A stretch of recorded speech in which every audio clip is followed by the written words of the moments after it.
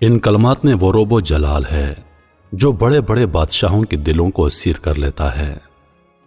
جب مسلمانوں کا قبلہ خانہ کعبہ قرار پایا تو اللہ کے فضل و کرم سے اسلام نے بھی روز افزوں ترقی کرنا شروع کی۔ اب مسلمان خانہ کعبہ میں باجماعت نماز ادا کیا کرتے تھے، لیکن اس وقت اذان کا کوئی وجود نہ تھا اور مسلمانوں کو کسی ایسے طریقے کی ضرورت محسوس ہونا شروع ہوئی جس سے دور دور تک پھیلے ہوئے لوگوں کو نماز کے لیے اکٹھا کیا جا سکے۔ اذان کا حکم نازل ہونے سے پہلے حضور صلی اللہ علیہ وسلم کا ایک منادی کسی اونچی جگہ پر کھڑے ہو کر بلند آواز سے یہ الفاظ کہتا، الصلاۃ جامع، جس کا مطلب ہے نماز کھڑے ہونے کا وقت آ گیا۔ یہ آواز سن کر لوگ نماز کے لیے مسجد میں جمع ہو جاتے۔ اب یہ مسئلہ زور پکڑ گیا کہ کوئی ایسا مکمل طریقہ ہونا چاہیے جس سے دور دراز کے لوگ بھی باجماعت نماز کا حصہ بن سکیں۔ بعض لوگوں نے کہا کہ بغل بجانا چاہیے، بعض نے ناقوس بجانے کی صلاح دی، بعض نے کہا کسی بلند ٹیلے پر آگ جلا دینی چاہیے، لیکن کسی بات پر فیصلہ نہ ہو سکا۔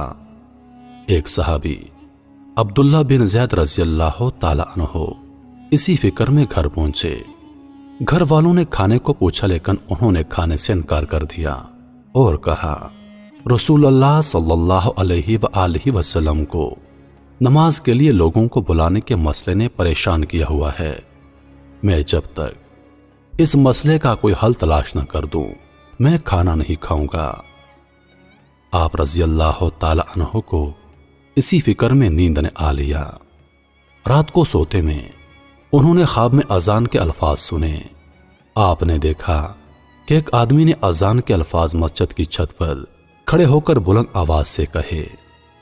یہ الفاظ کہہ کر وہ کچھ دیر کے لیے بیٹھ گیا اور پھر کھڑے ہو کر نماز کی اقامت کی جو انہی الفاظ پر مشتمل تھی جن الفاظ میں اذان دی گئی تھی۔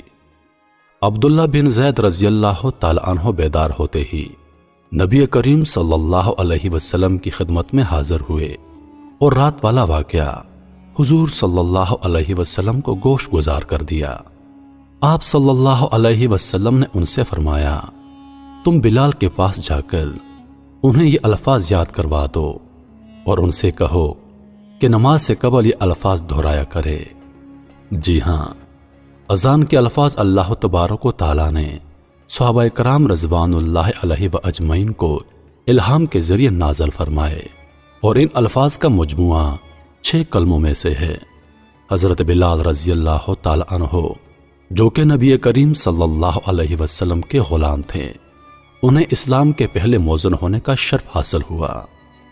جب پہلی بار حضرت بلال رضی اللہ تعالی عنہ کی زبان سے یہ الفاظ نکل کر مدینہ کی گلیوں میں گونجے تو پھر حضرت عمر رضی اللہ تعالی عنہ بھی رسول کریم صلی اللہ علیہ وسلم کی خدمت اقدس میں حاضر ہوئے اور عرض کیا، یا رسول اللہ صلی اللہ علیہ وسلم، میں نے بھی آج رات خواب میں ایک شخص کو یہی الفاظ ادا کہتے ہوئے سنا ہے۔ اس طرح آذان کا آغاز ہوا جو تا قیامت جاری رہے گا۔ حضرت بلال رضی اللہ تعالی عنہ کو مؤذن کے مرتبے نے سید کر دیا اور آپ سیدنا حضرت بلال رضی اللہ تعالی عنہ کہلاتے ہیں۔ نبی کریم صلی اللہ علیہ وآلہ وسلم کی حیات مبارکہ میں ہمیشہ ہی حضرت بلال رضی اللہ تعالی عنہ مؤذن رہے۔